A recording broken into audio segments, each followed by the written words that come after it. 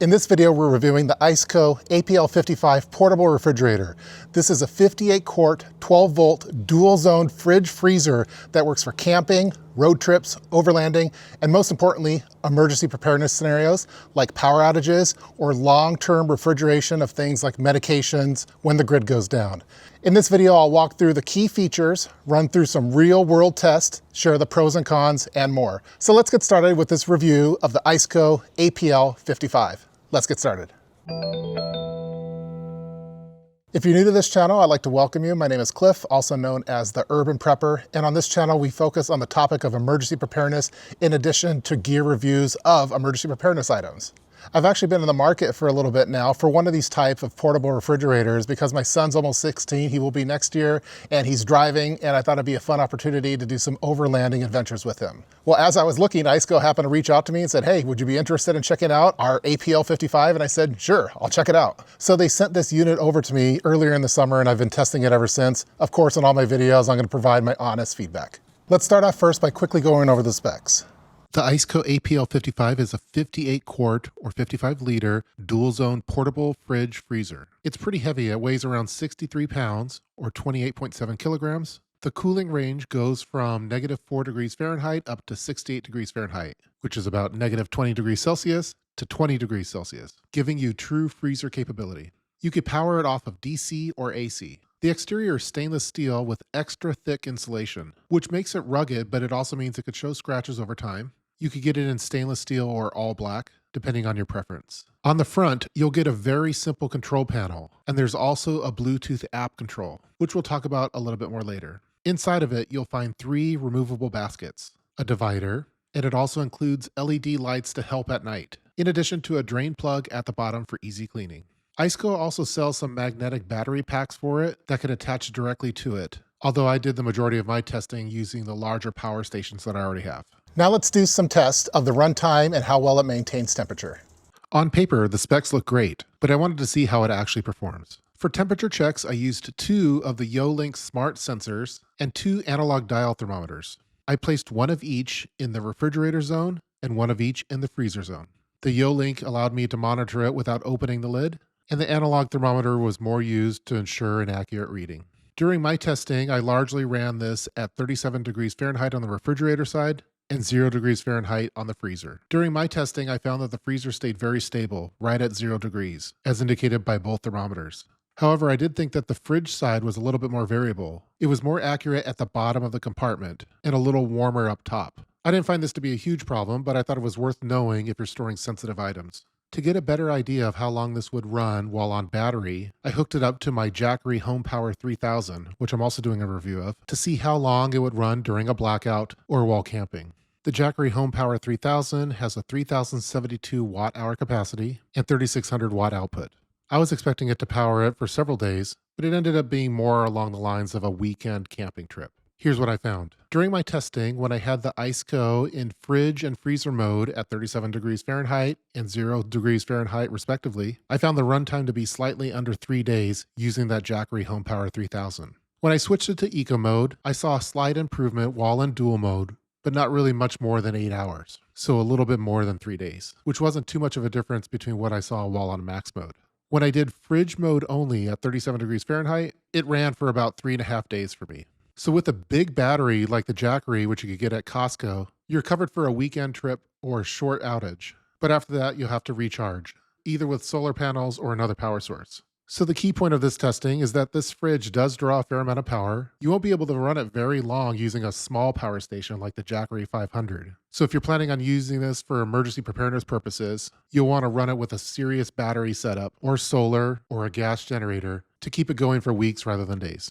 Now let's start going through the pros and the cons. Starting off first with the pros. I really like the rugged stainless steel build with the thick insulation. It feels really durable. It has nice protection on the edges and on the corners, in addition to little loopholes that you could use for straps if need be while storing it in your vehicle. It definitely feels like a high quality product. Next, I was really impressed with how quiet it is. This is due to the German ICECO compressor, which is promoted heavily in the product description, and I could see why. You could barely hear it when it's running.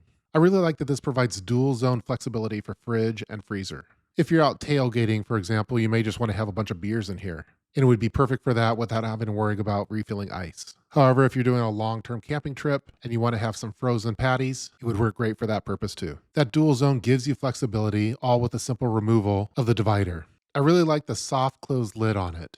You don't have to worry about slamming your fingers if you drop the lid. It even includes some alarms and error codes if the lid isn't closed all the way. The built-in LED lights for nighttime food searches was really convenient. It gives it that spaceship type of vibe, and you have LED lights on the outside in addition to the interior. That definitely helps make it more of a high-class item, in my opinion.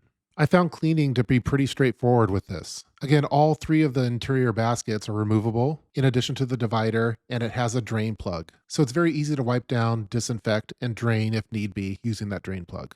The removable baskets are metal and sturdy.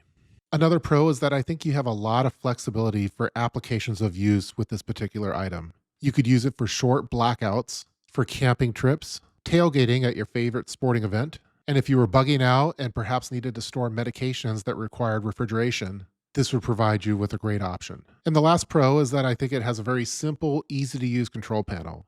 I largely use the control panel on the device itself rather than the app. I saw that a previous reviewer said that it kind of looks like Darth Vader's control panel, which I thought was extremely accurate. Again, it's very intuitive, easy to use, and useful for a lot of different scenarios. Now let's start going through the cons. The first con is that this is a luxury item, so it's very expensive, at right around $950 before any kind of coupon codes. ICECO was kind enough to send me a coupon code for 12% off, but it's still on the expensive side compared to just your average ice cooler. However, after doing some research, this seems to be around the average price, if not a little bit cheaper than some other models that are out there. Again, this is more of a deluxe item that not everyone might need, but you may want, especially if you're into overlanding and an avid camper. It's pretty big and on the heavy side. Again, weighing in right around 63 pounds or 28.7 kilograms while empty. So that doesn't include any of the items that you may store in it, which will easily make it go over 100 pounds. I was able to pick it up, but I don't think my wife or kids would be able to. I would have liked to have seen the power port covers not be that soft rubbery material. I prefer a hard plastic cover for those particular ports, like what you see with the EcoFlow Delta Pro 3. The flexible rubbery ones just feel a little bit less durable to me.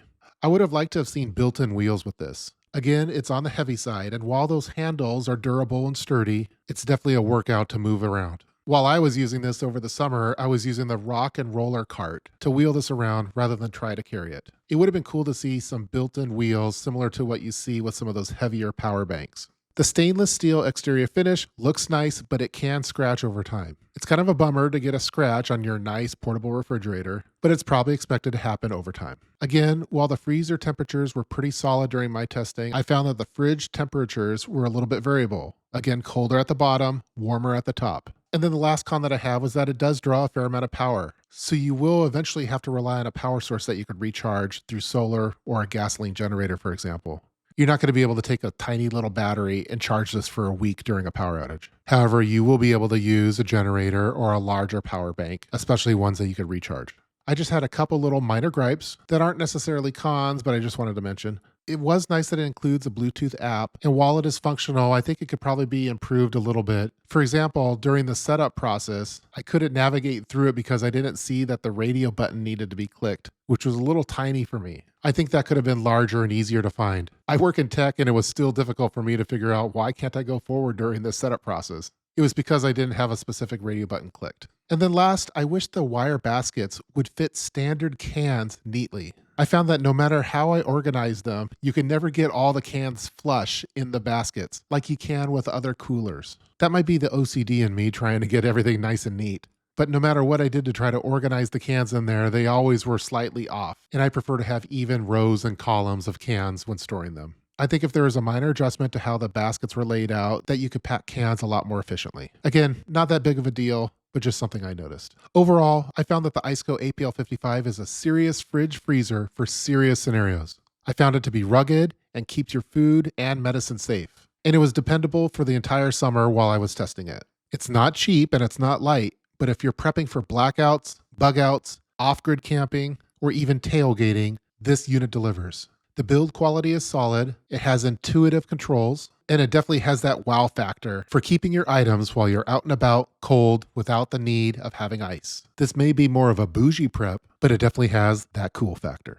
That's going to do it for this video featuring the ICECO APL55 portable refrigerator freezer combo. I hope they enjoyed watching it. Please feel free to leave any kind of comments below in the comment section regarding this video. I've also provided a link in the description box below that'll take you directly to this item on the ICECO website. And I also have included a discount code that you could use if you're going to actually purchase one of these. It'll save you some money. So stay tuned for more urban emergency preparedness videos, and I'll see you next time. Take care.